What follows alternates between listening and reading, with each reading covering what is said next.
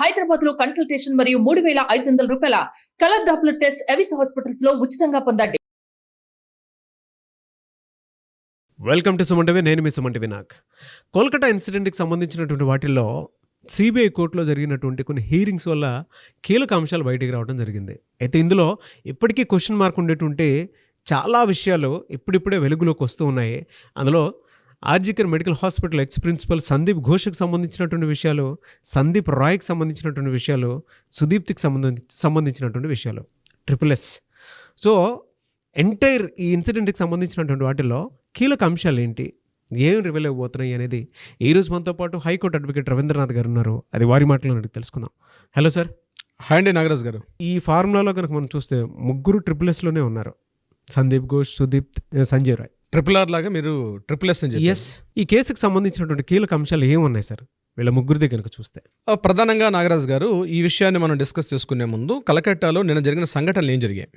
ఒకటి, నిరసనకారులకి ప్రభుత్వాధికారులకి మధ్య జరిగిన డిస్కషన్ ఒక యాంగిల్లో మాట్లాడొచ్చు. మరొకటి, సందీప్ ఘోష్ని ఇంట్రాగేషన్స్ ఇన్వెస్టిగేషన్ చేసేటప్పుడు సందీప్ ఘోష్ నుంచి కొన్ని రకాల ఇన్ఫర్మేషన్స్ బయటకు వచ్చాయి. సంజయ్ రాయ్ మీద కూడా మరికొన్ని కీలకటి అంశాలు కూడా వెలుగులోకి వచ్చాయి. మనం ఈరోజు సెషన్లో ఈ 3 టాపిక్స్ని కవర్ చేసే విధంగా మనం మాట్లాడుకుందాం నాగరాజ్ గారు. ఫస్ట్ పాయింట్, నిరసనకారులకి ఆల్రెడీ మమతా బెనర్జీ గారితో డిస్కషన్స్ జరిగాయి. వాళ్ళు లేవనెత్తినటువంటి 4 డిమాండ్స్లో 3 డిమాండ్స్ వరకు కంప్లీట్ చేస్తున్నాం, 99% వరకు కంప్లీట్ చేశాం, కాబట్టి మీరు ఇక విధుల్లోకి జాయిన్ అవ్వమని చెప్పి మమతా బెనర్జీ గారు స్వయానా ప్రకటించినప్పటికీ కూడా వీళ్ళు విధుల్లో జాయిన్ అవ్వలేదు. నెంబర్ 2, ఇమీడియట్గా సిపిని ట్రాన్స్ఫర్ చేశారు. అదేవిధంగా హెల్త్ మినిస్టర్స్ని, ఎవరైతే హెల్త్ ఆఫీసర్స్ ఉన్నారో డిఎంఈ, డిహెచ్ఎస్, వాళ్ళని కూడా ట్రాన్స్ఫర్ చేశారు. అయినప్పటికీ కూడా మెట్టు దిగకుండా నిరసనకారులు తమ యథావిధిగా తమ యొక్క నిరసనని కొనసాగిస్తూ వచ్చారు. దీనికి సంబంధించి నిన్న చీఫ్ సెక్రటరీ మనోజ్ పంత్ గారితో మరలా నిరసనకారులు నిన్న సాయంత్రం 6:30 మరలా ఒక మీటింగ్ జరిగింది. అంటే 30 మంది వీళ్ళతో పాటు ఒక మనోజ్ పంత్ గారు కూడా రావడం జరిగింది. ఎందుకంటే దక్షిణ కలకట్టా నుంచి టోటల్గా ఒక విధంగా చెప్పాలంటే నాగరాజు గారు, total entire the west Bengal స్టేట్లో వైద్య వ్యవస్థ నుంచి మొదలుకొని ప్రతి వ్యవస్థ కూడా ఎంటైర్ న్యూస్ అంతా కూడా ఆర్జికర్ సంఘటన మీదే కేంద్రీకరించబడి మొత్తం వ్యవస్థ అంతా కూడా చాలా వరకు నెమ్మదిగా జరగడం కానీ, యాక్టివిటీస్ లేకపోవడం కానీ పూర్తిగా అసలు స్తంభించింది అని చెప్పుకోవచ్చు ఒక విధంగా చెప్పాలంటే. సో అందుకని రకరకాల చర్చలు, ఈవెన్ చీఫ్ మినిస్టర్ అయినటువంటి మమతా బెనర్జీ గారు రంగంలో దిగినప్పుడు కూడా ఎటువంటి పురోగతి లేకపోవడం. అదేవిధంగా నిన్న మనోజ్ పంత్ గారు సుమారుగా 2.5 గంటల పాటు ఈ నిరసనకారులతో ఒక డిస్కషన్ చేయడం జరిగింది. అయితే నిరసనకారులు ఒప్పుకున్నట్టుగా మాట్లాడుతూ ఒక విషయం చెప్పారు. ఏంటంటే, మాకు మీరు భద్రత కల్పించాలి, అదేవిధంగా రక్షణ చట్టాలు, మరొకటి మెయిన్ మేమైతే కంప్లైంట్ సెల్ ఏదైతే పెడతామో దానికి ఇమీడియట్గా మీరు యాక్టివిటీ తీసుకుంటేనే మేము జాయిన్ అవుతామని చెప్పడం జరిగింది. మేము ఇమీడియట్గా యాక్షన్ తీసుకుంటామని మనోజ్ పంత్ గారు ఎంత చెప్పినప్పుడు కూడా 2.5 గంటల పాటు డిస్కషన్లో కూడా సరైనటువంటి ఆన్సర్ రాకుండా అది ఆ ముగింపు జరిగింది. బట్ బయటకు వచ్చిన తర్వాత వాళ్ళ నెబనా హౌస్ దగ్గర అట్లానే ధర్నాలు చేస్తున్నారు. నిరసనకారులు తమ ధర్నాని యథావిధిగా కొనసాగిస్తూ వస్తున్నారు. దీనికి సంబంధించి చర్చలు మాత్రం ఫలప్రదం కాలేదు. బట్ డిస్కషన్స్ ఏమవుతాయింది మనం ఈరోజు కూడా వెయిట్ చేస్తే కానీ వాటికి సంబంధించిన అప్డేట్స్ అయితే మనకు రాలేదు. నిరసనకారులకి ప్రభుత్వానికి మధ్య జరిగిన చర్చలు అలానే ఉన్నాయి. సో ముందుకైతే పురోగతి లేదు. ఇది కాకుండా నిన్న సంజయ్ ఘోష్ని ఇంట్రాగేషన్ చేసినప్పుడు మరికొన్ని కీలకమైనటువంటి విషయాలు వెలుగులోకి వచ్చాయి. ఆర్జికర్ మాజీ ప్రిన్సిపల్ సందీప్ ఘోష్ని ఇంట్రాగేషన్ చేశారు. ఆయన దగ్గర కలెక్ట్ చేసుకున్నటువంటి బిలాంగింగ్స్, ఆయన మొబైల్ ఫోన్ అయితేనేమి, ల్యాప్టాప్ అయితేనేమి, ఆయనకు ఆఫీసులో ఉంటే తన డెస్క్టాప్ అయితేనేమి, టోటల్ ఇవన్నీ కూడా తమ కస్టడీలోకి తీసుకున్నారు సిబిఐ వాళ్ళు. వాటిని చూసేటప్పుడు కొత్త విషయాలు వెలుగులోకి వచ్చాయి నాగరాజు గారు. ముఖ్యంగా నేను చెప్పాలంటే చాలా అసహ్యకరమైనటువంటి, చాలా జుగుప్సాకరమైన విషయం ఏంటంటే, సందీప్ ఘోష్ యొక్క ల్యాప్టాప్ను చూస్తూ ఉంటే బిత్తరపోయారు సిబిఐ డిపార్ట్మెంట్ వాళ్ళు. ముఖ్యంగా మహిళల యొక్క పూర్తి నగ్న చిత్రాలు, అర్ధనగ్న చిత్రాలు, అంటే హేతుబద్ధత లేనటువంటి కొన్ని చిత్రాలు చూసి ఆశ్చర్యపోవడం సిబిఐ వాళ్ళ యొక్క వంతైంది.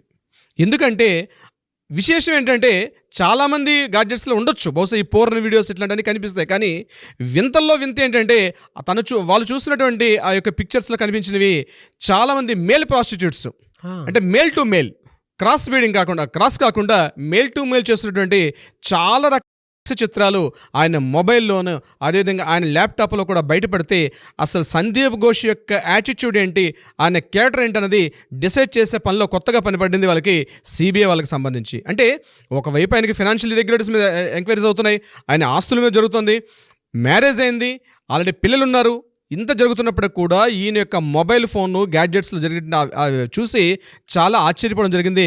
ఆల్రెడీ దీనికి ఉదాహరణగా మనం ఇంత ముందు ఒకటి చైనా దగ్గర ఉన్న హాంకాంగ్లో కూడా ఈయన మీద ఒక ఎఫ్ఐఆర్ నమోదవడం, అక్కడ పోలీస్ స్టేషన్లో ఈయన 3 రోజుల పాటు అక్కడ ఉన్నటువంటి ఒక విషయాన్ని కూడా మనం ప్రీవియస్ వీడియోలో చర్చించుకున్నాం. ఒక అబ్బాయి మీద ఒక మేల్ నర్స్ మీద ఆయన అక్కడ అఘాయిత్యం చేయడం జరిగింది.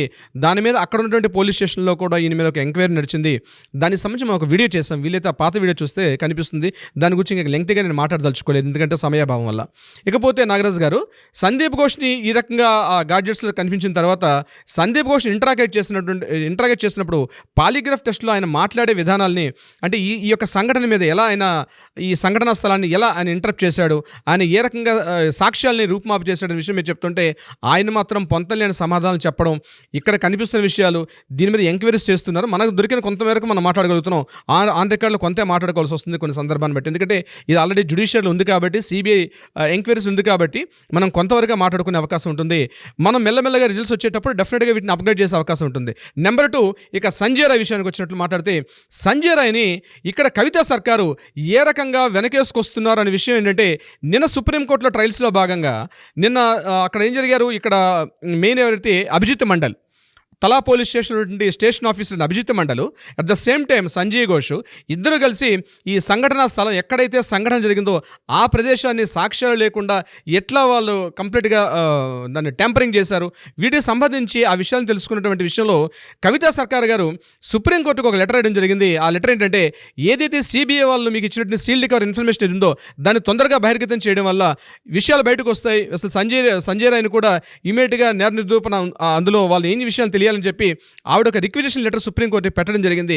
అయితే సుప్రీంకోర్టు వాళ్ళు ఆ లెటర్ని రిజెక్ట్ చేశారు. ఎందుకంటే ఇవి అంటే పబ్లిక్ ఇంట్రెస్ట్ మ్యాటర్ కాబట్టి దీని మీద మేము రిలీజ్ చేయలేము, మీరు ఇంట్రాగేషన్స్ మీరు కంప్లీట్ చేయని చెప్పి కవితా సర్కార్కి వాళ్ళు అక్కడ నుంచి రిప్లై ఇవ్వడం జరిగింది. అయితే సంజయ్ రాయ్ని మాత్రం వాళ్ళు ఇంట్రాగేషన్ చేసినప్పుడు నేను సిబిఐ వాళ్ళు కంప్లీట్గా ఎప్పుడైతే సీల్డ్ కవర్ సబ్మిట్ చేసిన తర్వాత మరలా సంజయ్ రాయ్ని ఇంట్రాగేషన్ చేయడం జరిగింది సిబిఐ వాళ్ళు విత్ కవితా సర్కార్ వారి యొక్క పర్మిషన్, అంటే జ్యుడిషియల్ కస్టడీలో చేసినప్పుడు సంజయ్ రాయ్ మళ్ళీ కొత్తగా మాట్లాడుతుందంటే, నేను ఇందులో పార్టిసిపేట్ చేయలేదు, నాకు అసలు ఈ యొక్క హత్యకి ఈ యొక్క అత్యాచారానికి నాకు ఎటువంటి సంబంధం లేదు అని కవితా సర్కార్ గారు ఇచ్చినటువంటి ఫీడ్బ్యాక్ ఏదైతే ఉందో యాజ్ ఇట్ ఈస్గా, అంటే మొదటి రోజు హత్య చేసి, అంటే మొదటి రోజు ఆయనకి ఆగస్టు 9, 10 తారీఖుల్లో ఆయన కస్టడీలో తీసుకునేటప్పుడు సంజయ్ రాయ్ తాలూకా బాడీ లాంగ్వేజ్, సంజయ్ రాయ్ తాలూకా మాట్లాడే విధానం, సంజయ్ రాయ్ తాలూకా బిహేవియర్, ప్రవర్తన ఈరోజు నిన్న సుప్రీంకోర్టు ట్రయల్స్లో భాగంగా నిన్న సంజయ్ రాయ్ మళ్ళీ సిబిఐ వాళ్ళు మాట్లాడినప్పటికీ చాలా వేరియేషన్స్ కనిపిస్తున్నాయి, చాలా డిఫరెన్షియేట్ కనిపిస్తుంది.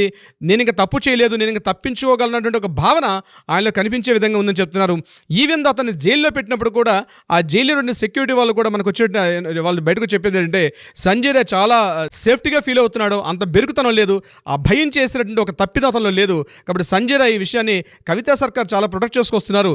బట్ ఇది ఏమైనప్పటికీ సుప్రీంకోర్టు నెక్స్ట్ ఇచ్చినటువంటి ఏదైతే హీరింగ్స్ ఉన్నాయో, ఏదైతే సుప్రీంకోర్టులో జడ్జిమెంట్కి వచ్చేది ముందు రోజు మాత్రం డెఫినెట్గా మాత్రం ఇది చాలా కాంట్రవర్షియల్ అవుతుందని వాళ్ళు చెప్పడం జరిగింది. అయితే నేను అనుకోవడం ఏంటంటే, నెక్స్ట్ వీక్ వరకల్లా సుప్రీంకోర్టు ఏదైతే తీర్పు ఇచ్చే సందర్భంలో ఇది డెఫినెట్గా మాత్రం ఇది గొప్ప నేషనల్ ఇష్యూ అయ్యే అవకాశం ఉంటుంది. దీని ఎంత వీలైతే అంత తీవ్రత తగ్గించే ప్రయత్నంలో మమతా బెనర్జీ గారు కూడా ఒక ప్రయత్నం చేస్తున్నారని మనకు విషయం అర్థమవుతుంది.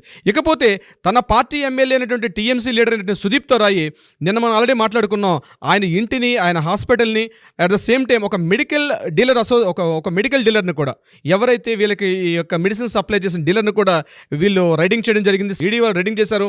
అందులో కూడా విస్తుగొలిపే విషయాలు మీకు చెప్తే నంబర్ కట్టల డాక్యుమెంట్స్, పేపర్స్ అవన్నీ కూడా గవర్నమెంట్ రెవెన్యూ రికార్డ్స్ డిపార్ట్మెంట్లో ఎన్ని రకాల DCM 407 నేను చెప్పాను మీకు. అదే ఒక గవర్నమెంట్ రెవెన్యూ డిపార్ట్మెంట్లో ఎన్ని దస్త్రాలు అయితే ఉంటాయో, ఎన్ని పేపర్స్ అయితే ఉంటాయో కట్టలు బయటకు మోసుకొస్తుంటే ఆ ఫోటోలు లోకల్ పేపర్లో చూసి నేషనల్ పేపర్ కవర్ చేయట్లేదు కానీ లోకల్ మీడియా వాళ్ళు ప్రతిదీ అప్డేట్ చేస్తున్నారు. అవి చూసి విస్తుపోయారు. ఒక స్థానిక ఎమ్మెల్యే, ఇతను ఆల్రెడీ ఆర్జికర్ మెడికల్ కాలేజీలో ఉన్నటువంటి patients welfare association president, West Bengal medical association president, being an advocate, he is also orthopaedic, ఆయన కూడా ఆర్థోపెడిక్ సర్జను. ఒక డాక్టరు ఒక ఎమ్మెల్యే గుండి ఇన్ని రకాల డాక్యుమెంటేషన్స్ తన ఆఫీస్లో తన ఇంట్లో పెట్టుకుని ఏం చేస్తున్నాడు అన్న విషయమే తీవ్ర చర్చలు జరుగుతున్నాయి దాని మీద. అయితే ఈ సిబిఐ వాళ్ళు ఎప్పుడు చదువుతారో, ఈ డాక్యుమెంట్స్ ఎప్పుడు డీకోడ్ చేస్తారో వాళ్ళకి అర్థం కాని, అంటే అంతు పట్టనటువంటి ఒక చెదపుట్టన తవ్వితే ఎన్ని రకాల చెదపురుగులు వస్తాయో ఆ రకంగా ఆయన ఇంటి నుంచి వస్తుంటే దసరాలు చూస్తుంటే ఆశ్చర్యపోవడం సిబిఐ వాళ్ళ ఉంటుంది నాగరాజ్ గారు. కానీ ఇందులో మీరు చెప్పిన దాని ప్రకారం నాకు చూస్తే అండి ఒకటి అనిపించింది. కవితా సర్కార్, సంజయ్ రాయ్ తరపున ఉన్నటువంటి న్యాయవాది, ఆ సిబిఐ సీల్డ్ కవర్లో ఏముంది మొత్తం బయటికి తీయండి అని అంటే దాని తర్వాత కేసు మిస్లీడ్ చేద్దాం అనుకునేటువంటి ఆలోచన కూడా అనుకోవచ్చు కదా న్యాయం కంటే కూడా. సార్ అంటే ఇందులో చాలా కోణాలు ఉన్నాయి సార్. ఒక్కొక్క విమెన్ అయి ఉండి కవితా సర్కార్ అనేటువంటి ఒక అడ్వకేట్ ఇలాంటి ఇన్సిడెంట్ జరిగినప్పుడు తన వంతుగా తను చేయాల్సినటువంటి కొన్ని కృషి కూడా ఉంటుంది. బట్ అక్యూజ్డ్ ఎవరైతే ఉంటారో ఆ పర్సన్నే బయటికి తీసుకొద్దాం అనుకున్నటువంటి ఆలోచన ఏదైతే ఉంటుందో దాని మీద రకరకాల స్పెక్యులేషన్స్ అయితే డెఫినెట్గా ఉంటాయి కూడా, no doubt. Social point of view నుంచి చూసినప్పుడు కూడా చాలా ఉంటాయి. ఈవిడ చేయాల్సిన బాధ్యతగా ఆవిడ చేస్తే ఓకే, అంతేగాని సీల్డ్ కవర్లో ఏముందో మాకు చెప్పండి అని అంటే దీనికి సంబంధించి అంటే సిబిఐ వాళ్ళు ఇది గ్యాంగ్ రేప్ కాదు అని ఎప్పుడైతే వాళ్ళు నిన్న సెల్డా కోర్టులో సిబిఐ వాళ్ళు ఒక స్టేట్మెంట్ ఇవ్వడం జరిగిందో, బహుశా దీని మీద కవితా సర్కార్ గారు స్పీడప్ చేశారు తన యాక్టివిటీని కూడా. ఏం జరుగుతుందో మనకి తొందరలో తెలుస్తుంది నాగరాజ్ గారు. ఎస్, బట్ ఏదేమైనా అండి, we want justice, we demand justice.